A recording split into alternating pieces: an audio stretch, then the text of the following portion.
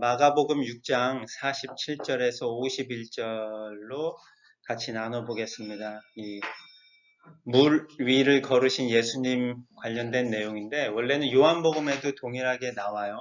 6장에. 그리고 마가복음에도 나오고 마태복음에도 나와요. 근데 이제 누가복음에는 나오진 않고 있는데 요 물 위를 걸으신 예수님, 요 폭풍우를 잠잠케 하신 이 예수님 요 내용이 오병이어 사건이 딱 끝난 다음에 나오는 거거든요. 그래서 동일하게 요한복음, 마가복음, 마태복음에 나와요. 그래서 오병이어 사건을 통해서 사람들에게 5천 명에게 빵과 물고기를 먹이신 다음에 예수님이 제자들을 먼저 보내요. 저 건너편으로 가라고 그러시면서 예수님은 이제 산으로 기도하러 올라가시는 그런 모습이에요. 어떻게 보면 오병이어를 통해서 사람들이 막 배부르게 먹은 다음에 좀 쉴 시간이 없는 것 같이 저녁이 이제 좀 늦었으니까 사람들 막 빨리 이렇게 보내시는 모습이 조금 연상이 돼요. 그리고 제자들도 같이 안 있게 하시고 또 제자들도 빨리 너희도 저 호수 건너편으로 가라고 해서 배를 태워서 보내십니다. 그런 가운데 이제 오늘 이제 일이 벌어진 거거든요. 일단 본문을 한번 같이 한 절씩 나눠서 읽어보겠습니다. 날이 저물었을 때에 제자들이 탄 배는 바다 한가운데 있었고 예수께서는 홀로 무태에 계셨다. 그럴 때 예수께서는 그들이 노를 전멸하고 몹시 애쓰는 것을 보셨다. 바람이 거슬러서 불어왔기 때문이다. 이른 새벽에 예수께서 바다 위를 걸어서 그들에게 가시다가 그들을 지나쳐 가려고 하셨다. 제자들은 예수께서 바다 위로 걸어오시는 것을 보고 유령으로 생각하고 소리쳤다. 그를 보고 모두 놀랐기 때문이다. 그러나 예수께서 곧 그들에게 말씀하셨다. 안심하여라, 나다. 두려워하지 말아라. 그리고 예수께서 그들이 탄 배에 오르시니 바람이 그쳤다. 그래서 제자들은 몹시 놀랐다. 그들은 빵을 먹이신 기적을 깨닫지 못하고 마음이 무뎌져 있었다. 네, 짧은 구절이지만 이 안에 뭐 어떻게 보면 두 가지 정도의 그 기적이 나타나요. 예수님이 물 위를 걸으신 거하고 그다음에 폭풍이 잠잠게 된 거. 그래서 이런 내용으로 짤막한 기적의 사건이지만 이게 이제 오병이어 사건 가운데 이렇게 들어가 있는 거예요. 그래서 요한복음 같은 경우도 이렇게 들어가 있어서 앞에는 오병이어 사건, 뒤에는 생명의 떡의 내용을 가르쳐 주고 있는 그 내용인데 그 사이에 뭐 시간적인 흐름 때문에 들어가 있는 이유도 있었을 것이고 그 다음에 또 나름대로 이 기적을 통해서 또 표적을 통해서 주려고 하는 그런 이유도 있을 것 같아요. 그래서 한 절 한 절 내용을 한번 보겠습니다.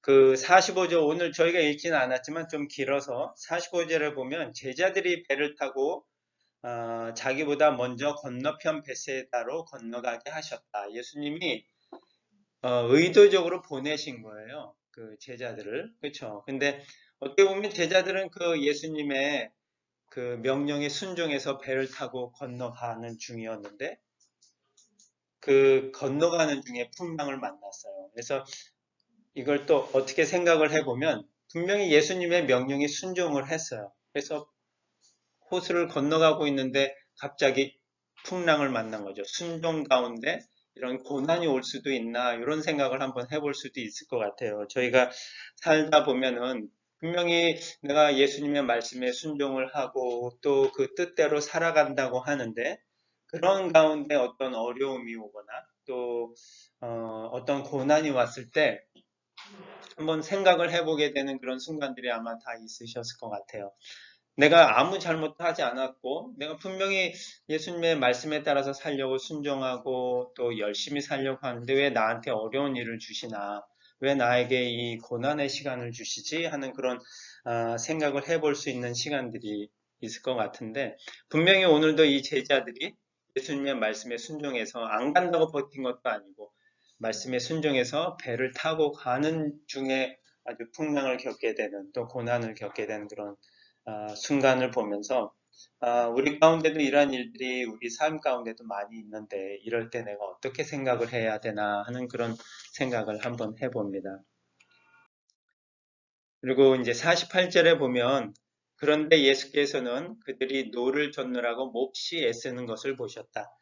바람이 거슬러서 불어왔기 때문이다. 이른 새벽에 예수께서 바다 위를 걸어서 그들에게 가시다가 그들을 지나쳐 가시려고 하셨다. 예수님이 그 풍랑 가운데 어려움을 겪고 있는 제자들 보시고 이제 제자들에게 가셨어요. 근데 가셨는데 뭐 배를 타고 이렇게 혼자 가신 게 아니고 물 위를 쫙 걸어서 가시는 그런 모습을 보여주시면서 물 위를 걸으신 그 기적을 보여주세요.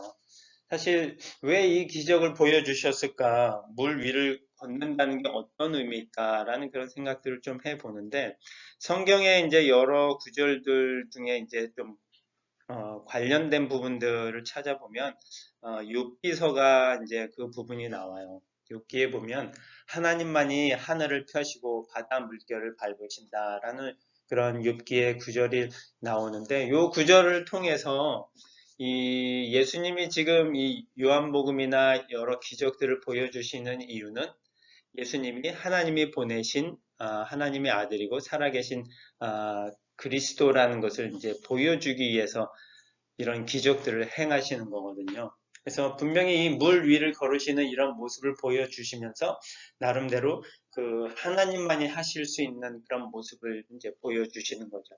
분명히 물 위를 걸은 거를 뭐 다른 사람들은 못 봤어요. 제자들밖에는. 그래서 뭐 굳이 이런 모습을 모든 사람들한테 보여주실 필요는 없으셨던 것 같고 제자들에게라도 살아계신 하나님의 아들이요 그리스도라는 모습을 보여주기 위해서 그 물 위를 걸어가시는 모습을 보여주고 계신데 뭐 믿지 않는 사람들은 예수님이 물 위를 걸은 거를 뭐 기적이 아니고 뭐 어떻게 뭐 여러 가지 방법으로 이렇게 걸었다 뭐 소위 소림사의 중들도 물 위에 걷는 그런 사진들도 있고 나오고 하는데 이런 모습이 그 당시 유대인들은 나름대로 이 욥기나 그 내려오는 전통들을 통해서 물 위를 걷는 그 모습이 바로 하나님이다라는 그런 생각들을 또 갖고 있어요. 그리고 어떤 역사서나 이런 모습에도 보면 천국에 보면 천국에는 없는 게 많잖아요. 천국에는 이상하게 없는 게 많은데 뭐 슬픔도 없고 죽음도 없고 그런 가운데 이 천국에서는 바다 위를 이렇게 걷는다라고 되어 있는 구절들이 있어요. 전승들이. 그래서 유대인들의 생각에는 바다 위를 걷는 그 모습을 보면서 하나님만이 그렇게 하실 수 있다라는 그런 뭐라면 그 생각을 갖고 있는 거예요. 그렇기 때문에 이제 이런 물 위를 걸으시는 예수님의 모습을 보면서 내가 그리스도요 하나님의 아들이다라는 그런 그 모습을 이제 유대인들에게 또 사람들에게 보여주고 싶으셨던 거죠. 근데 이 물 위를 걸으시는 모습을 보면서 제자들은 예수께서 바다 위로 걸어오시는 그 예수님을 보고 예수님으로 생각을 하지 못한 거예요. 유령으로 생각하고 소리를 쳤어요. 우리가 이걸 적용을 해보면 우리가 어려움 가운데 있을 때, 또 고난 가운데 있을 때, 이렇게 우리에게 오시는 예수님을 쉽게 우리가 발견하지 못하는 것 같아요. 이 제자들처럼. 폭풍 가운데, 고난 가운데 막 열심히 노를 젓고 그 어려운 순간을 벗어나려고 애쓰는 상황 가운데 있을 때, 예수님이 가까이 오시지만 이 제자들이 예수님을 예수님으로 알지 못하고 유령으로 생각한 것처럼 우리도 우리가 삶 가운데 좀 어려운 순간을 겪고 있을 때 분명히 예수님이 사인을 주시고 예수님이 가까이 있다라는 모습을 보여주시는데 쉽게 그걸 우리가 깨닫지 못하는 경우들이 많이 있는 것 같아요. 그래서 이런 모습을 보면서 여러 가지로 우리의 삶 가운데 동일하게 이런 일들이 일어나고 있구나 하는 생각들을 많이 해봐요. 그런 어려운 가운데 고난 가운데 있을 때 분명히 우리 옆에 와 계셨는데 그 가까이 오신 예수님을 우리가 좀 잘 깨닫고 또 잘 찾을 수 있는 그런 모습이 있었으면 좋겠다라는 생각을 해봤습니다. 50절에 보면 안심하여라 나다 두려워하지 말아라 이렇게 말씀을 하세요.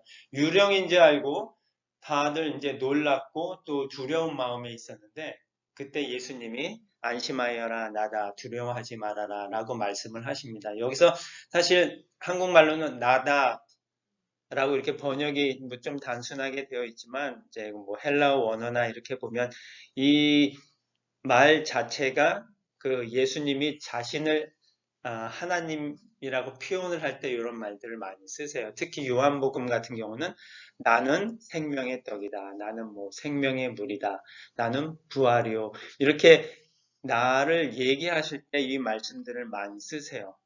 그 다음에 우리가 출애굽기에도 하나님의 그 정체를 드러나실 때 나는 스스로 있는 자다라고 이렇게 말씀하시는 그런 장면들을 보면서 예수님이 분명히 이 제자들한테 여기서 나다라고 얘기하셨을 때는 그 신적인 권위가 있는 하나님이라는 그런 정체성을 갖고 제자들한테 얘기를 하시는 거거든요. 물 위를 걸어오시는 그런 놀라운 능력을 보여주시는 하나님, 그리고 그 제자들한테 하나님으로서 다가오셨다라는 것을 이제 보여주고 계시는 거거든요. 그래서 그 말을 들을 때 제자들이 그 느끼는 뉘앙스나 생각은 좀 틀린 것 같아요. 우리는 이제 한국말로 번역을 해서 그냥 나다 그러니까 좀 느낌이 그렇게 확 오지는 않는데 이제 뭐 헬라어로 뭐 그 당시에 있는 아람어로 이거를 썼으니까 예수님이 쓰시는 그 말투에 분명히 신적인 모습을 나타낼 때 쓰시는 그 단어들이 있는 거거든요. 그래서 그 말을 딱 들었을 때 제자들이 느낄 수 있는 그 평안함이나 안도감이 있을 수 있다는 거죠. 그 말 안에는. 그리고 이제 두 번째 그 짧은 사건 속에서 폭풍을 잠잠케 하시는 그런 모습을 보여주세요. 예수님이 그냥 배에 타시자마자 바람이 싹 그쳐지고 폭풍이 잔잔하게 된 거예요. 그동안 제자들을 힘들게 했던 그 고난, 그 풍랑, 그 어려움이 예수님이 함께 하시는 그 순간에 쫙 없어졌다는 거죠. 그래서 물론 폭풍을 잠잠케 하시는 그런 예수님의 능력도 있지만 예수님이 우리와 함께 하실 때 주시는 그 평안함이라는 게 있는 거죠. 우리가 지난번에도 살폈지만 예수님이 우리와 함께 하시는 그 연합이라는 거에 대해서 우리가 나눴었잖아요. 그 함께 하신다라는 의미가 예수님이 우리와 연합하신다라는 그런 의미인데 그렇게 우리가 예수님과 함께 할 때에 이런 하나님이 주시는 그 평안이 함께 온다는 거거든요. 그 모든 풍랑이나 어려움을 잠잠케 하실 수 있는 이러한 예수님의 능력이 우리에게 임하여 온다라는 그런 사실입니다. 그 다음에 이제 마지막 52절인데 그 52절에 이렇게 기록되어 있어요. 그들은 빵을 먹이신 기적을 깨닫지 못하고 마음이 무뎌져 있었다. 제가 마가복음을 택한 이유가 이 52절 때문인데 요한복음에도 동일하게 기록되어 있고 마태복음에도 동일하게 기록되어 있지만 다 조금씩 다르게 기록이 되어 있어요. 마태복음에는 베드로가 나와요. 물 위로 걸어가려고 하는 그 베드로의 모습이 나오고 요한복음에는 조금 간략하게 되어 있고 근데 마가복음에 보니까 52절에는 이렇게 되어 있어요. 그들은 빵을 먹이신 기적을 깨닫지 못하고 마음이 무뎌져 있었다. 예수님이 물 위를 걸어오시고 또 그런 놀라운 능력을 행하시고 배에 오르시자 이 모든 풍랑이 잠잠해지는 그런 놀라운 사건들을 보고 있었지만 기적을 막 연이어서 보고 있었는데 이 제자들이 예수님이 어떤 분이신지를 진짜 잘 깨닫지 못하고 있는 거예요.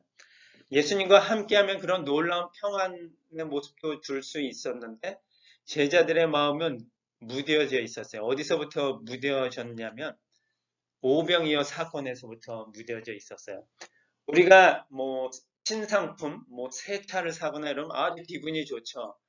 근데 뭐 그 효과가 얼마나 가요? 새 차를 사면 뭐 한 달, 뭐 두 달 지나고 나면 점점 갈아지잖아요. 그 마음이 우리가 쉽게 무뎌지는 거죠. 아무리 좋은 걸 사고 새 걸 사도 시간이 지나면 무뎌져서 우리가 그게 좋은 줄을 모르고 사는 건데 그 일이 어디서부터 지금 있었냐면 예수님과 함께 다니면서 많은 기적들을 봤는데 특히 오병이어 사건에서는 그 많은 사람들을 막 앉히고 그러면서 예수님 앞에서 자기들 눈앞에서 그 빵이 늘어나는 모습을 보고 사람들한테 막 나눠주고 열심히 일을 했어요. 나름대로 기적을 처음에 보고서는 다들 놀랐지만 또 자기들의 본연의 일들을 갖고 그 빵을 갖고 뭐 보통 제자 한 사람에 한 500여 명 사람들을 돌봐야 되니까 그 빵을 갖고 부지런히 가서 또 막 나눠주고 또 와서 빵을 갖고 또 나눠주고 물고기도 받아서 또 나눠주고 분명히 기적의 순간에 자기들이 쓰임을 받고 있고 기적 가운데 있었지만 열심히 일하다 보니까 기적이 이제 기적이 아닌 거죠. 그냥 열심히 일하는 데만 분주하고 바쁘고 그렇게 바쁘게 막 왔다 갔다 자기의 맡겨준 일을 하다 보니까 열심히 일은 했는데 예수님이 행하신 그 기적을 보았음에도 그냥 무뎌져서 기적이 아닌 것처럼 생각이 되고 그 기적 가운데 사용이 됐는데도 그 기적이 주는 의미나 예수님이 왜 기적을 행하셨는지에 대한 것도 마음이 무뎌져서 점점점 그냥 별거 아닌 것 같이 그냥 빵이 있구나 물고기가 있구나라고 먹는 그런 모습이 된 거죠. 우리가 열심히 우리의 본연의 일을 하는 것도 중요하지만 분명히 우리가 하는 일이 어떤 일인지를 알고 행해야 된다는 게 중요한 것 같아요. 예수님이 우리에게 주신 그 기적의 일을 행하라고 주셨는데 그 일을 행하다 보니까 이건 너무 많이 하다 보니까 기적이 아니고 이제는 그냥 습관처럼 행하게 되는 그런 모습이 있는 것 같아요. 저도 처음에 아이캠프 처음 딱 모로코 갔을 때는 신기했죠. 근데 그걸 막 하다가 사람이 많이 몰려오고 그 다음날 되고 막 바쁘게 또 분주하게 모든 일이 막 돌아가다 보니까 이제는 막 그 일이 점점 무뎌지는 거예요. 좋은 일을 하러 왔고 사람들을 돌봐주러 왔지만 사람들을 돌보는 거가 이제 점점 무뎌지는 거죠. 마음이 무뎌져서 그냥 돌아가듯이 쳇바퀴 돌아가듯이 그냥 막 하다 보니까 그냥 일이 끝났어요. 분명히 제자들도 그런 모습이었던 것 같아요. 그렇게 막 열심히 일하다가 그 5천 명이나 되는 그 사람들 먹이는 일에 도구로 열심히 사용되다가 끝나고 이제 힘들어서 배 타고 오는데 갑자기 너무 힘든 풍랑이 있으니까 또 열심히 노젓고 그러다 보니까 그 기적의 도구로 사용되었던 자신들의 모습은 생각이 안 나는 거죠.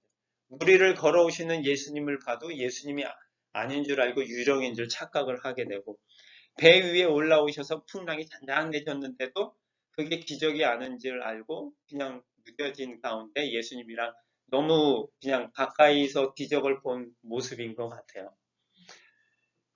기적이 더 이상 기적이 아닌 상황까지 그냥 제자들이 그냥 매너리즘에 빠져버린 거죠. 그럴 때 예수님이 이제 도전을 주시는 거예요. 그런 상황 가운데 너희가 무뎌져 있기 때문이다.